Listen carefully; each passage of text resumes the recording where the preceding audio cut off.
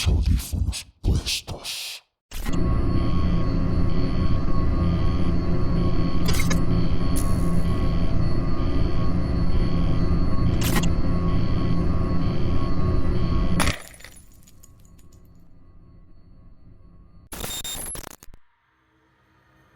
Relato 1. En los años 70, mi padre trabajaba en una mina de camionero. Todos los días llevaba mercancía de la ciudad a la mina. Su trabajo era de día, nunca lo hacía de noche. En una ocasión, el camión tenía que llevar demasiada carga y por más deprisa que hacía el trabajo, le ganó la noche. Como la carga tenía que estar a primera hora de la mañana, mi padre se quedó hasta muy tarde trabajando. Cuando estaba por llevar la última carga, su copiloto le dijo que descansara, ya que lo veía con sueño y no fuera a hacer que se quedara dormido. Mi padre nunca confiaba en nadie para conducir y siempre él manejaba el camión. Solo tenía el copiloto porque la empresa lo requería por si manejaba de noche. Cuando estaba de regreso, el copiloto le dijo que bajara la velocidad, ya que un camión quería pasar. Desde lejos, ven como un camión venía a toda velocidad y al momento que estaba por llegar a la curva, cayó hacia el barranco. Mi padre cuenta que ver esa escena lo dejó en shock. Perdió el control del camión y si el copiloto no reaccionaba, hubieran caído al barranco. Cuando el camión se detuvo, mi padre no podía moverse, no podía decir ninguna palabra. Después de unos minutos, mi padre volvió en sí y con una voz de miedo le preguntó al copiloto qué había pasado. Él le dijo que lo olvidara y que ahora le tocaba manejar el camión. Repito, mi padre nunca dejaba que nadie manejara el camión, pero en el estado en que se encontraba, con la cabeza solamente dijo que sí. Cuando estaban pasando por la curva, miró desde la ventana para ver cómo estaba el camión, pero por más que esforzaba la mirada, no veía nada. Cuando estaban por bajar el cerro, nuevamente miró por donde había caído el camión, pero no veía nada. El copiloto que manejaba el camión parecía que nada le importaba y solo seguía conduciendo. Cuando llegaron a la ciudad, le preguntó a mi papá si ya se encontraba bien. Mi papá le dijo que sí y le dijo que fueran a la policía a reportar el accidente. El copiloto le dijo que no, que lo olvidara, que mañana le contaba todo. Mi padre se negó y repitió que fueran a ver a la policía. Como mi papá insistía en ir a la policía, el copiloto le contó lo que pasó. Le dijo que lo que vieron esa noche, podríamos decir que es un camión fantasma, que trata de llevarse a todos los que pueda consigo. Ni él mismo sabía cómo fue el origen de la leyenda, pero le contó a mi papá que ya lo había visto varias veces cuando manejaba de noche. Mi papá seguía incrédulo, no creía nada de lo que le decía a su copiloto. Al día siguiente, cuando manejaba por donde cayó el camión, no vio nada, todo estaba como siempre. Y al comentarlo con otros compañeros, estos le dijeron que era verdad, que ese camión ya había ocasionado varios accidentes, pero que solo era un camión fantasma.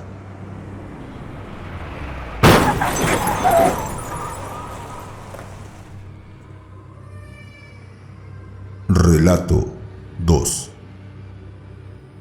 Mi relato es de un pueblo de Pátzcuaro que en mi juventud, por razones personales, estuve trabajando de repartidor. Llevaba quesos y otros productos muy caros a tiendas y restaurantes de la región. Me tocaba viajar con don Luis, un repartidor que solo acompañaba a los choferes porque conocía muy bien la región. Don Luis, a pesar de que medía 1,5 metros, era una persona muy fuerte.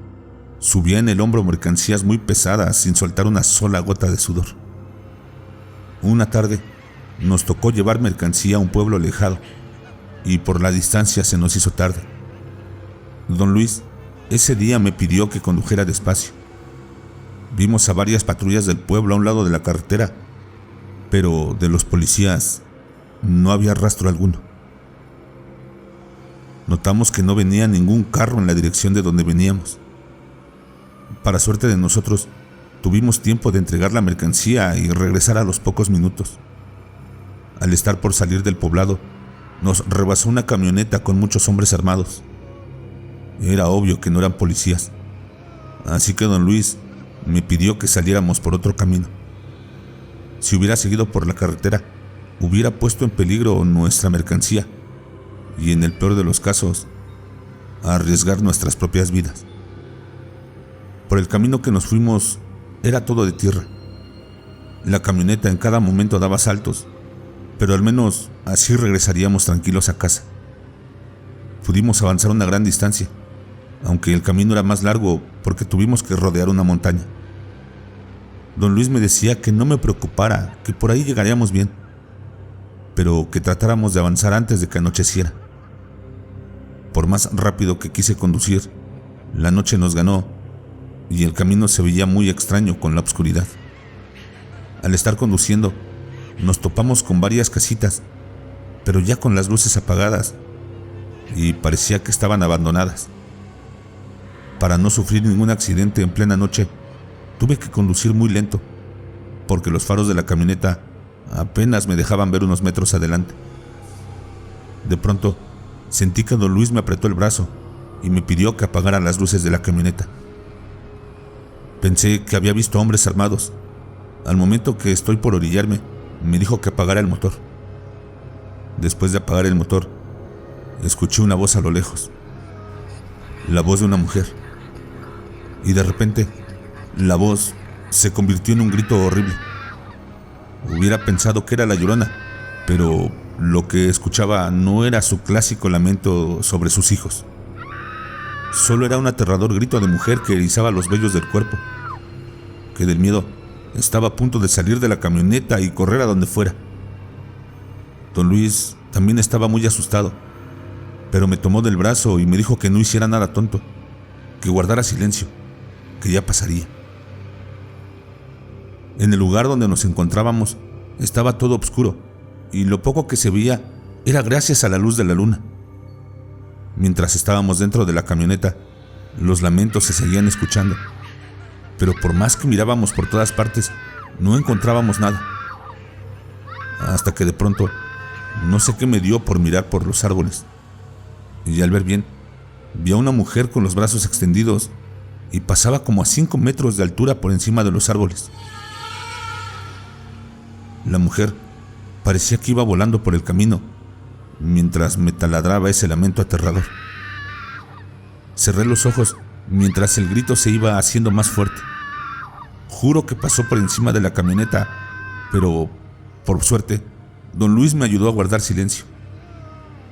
Cuando ya no se llegaron a escuchar los lamentos, al abrir los ojos, vi cómo la mujer se iba perdiendo por el camino. En ese instante, quise prender la camioneta, pero don Luis no me dejó. Me dijo que esperara unos minutos para estar seguros. Los minutos que estaba esperando, les juro que me fueron eternos, y aún tenía miedo que el espectro de la mujer se le ocurriera regresar. Después de varios minutos, por fin, don Luis me dijo que avanzara, que tratara de llegar lo más rápido posible al próximo poblado. Como tenía mucho miedo, no pregunté nada y solo me puse a conducir. Los días siguientes, el trabajo era el mismo.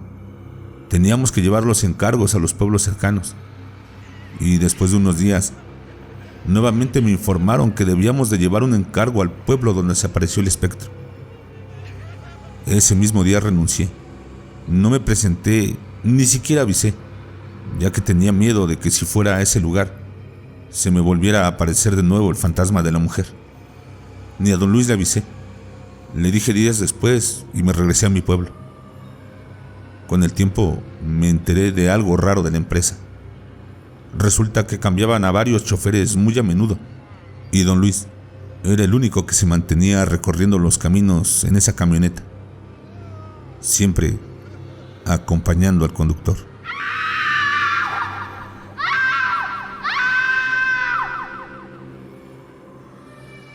Relato 3. Hace algunos años trabajaba para una empresa de transporte importante del país. Tenía muchos trailers para transportar todo tipo de cosas a todos lados. Me gustaba el trabajo, tenían buen ambiente y me llevaba muy bien con los traileros. Mi trabajo era muy sencillo: registrar entradas y salidas de los trailers, quién lo manejaba y a qué hora entraba o salía. Una ocasión, mientras cubría el turno de la noche, me pasó algo que no podré olvidar jamás. Nosotros teníamos una radio con la cual nos comunicábamos con los traileros. Así sabíamos exactamente su ruta y si estaban por llegar. Esa noche era especialmente fría, sin viento y con una neblina que no te permite ver más allá de 5 metros. Más o menos a las 11 de la noche sonó la radio, pero solo escuchaba interferencia. No entendía nada. Entre la interferencia de la radio me pareció escuchar una voz que pedía ayuda, pero realmente no era muy clara. De pronto se cortó la comunicación. Como a los 30 minutos se acerca un tráiler y realmente me extrañó que no hubiera anunciado su llegada para que lo estuviera esperando fuera de la caseta.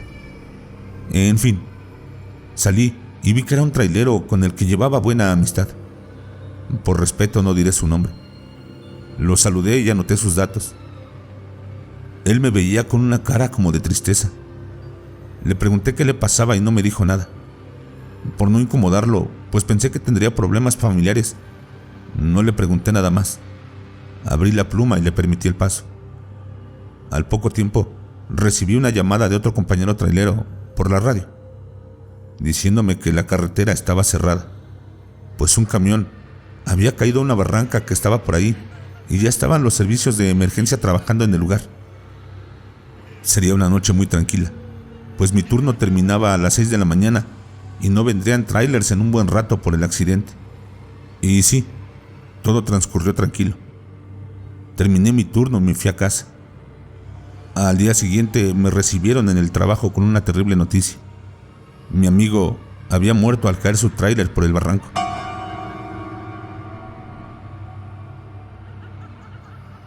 Me dijeron que el accidente había ocurrido aproximadamente a las 11 de la noche, la hora en que recibí la llamada por radio.